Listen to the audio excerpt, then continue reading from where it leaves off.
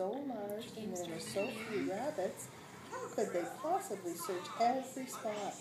Perhaps the thick grass. They could easily pass right by the baby without even seeing her. Emily, Emily, they cried. Still no answer. Where was Emily? Could she hear them? Where is Emily? Where is she? Is she here? Is she over here?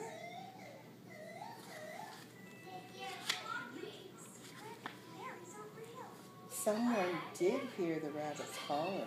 It was a fox. He knew immediately what had happened. He licked his chops. With a little bit of luck, I'll have myself a delicious baby rabbit for supper, he said.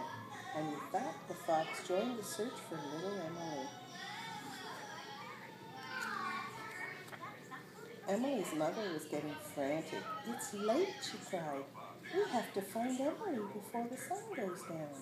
We need more help, said one of the neighbors. The grass is so thick and tall, there are so few of us. Then Ralph spoke up. I know what we can do. Listen, everybody, I think I have the answer. The rabbits stopped their search and gathered around Ralph.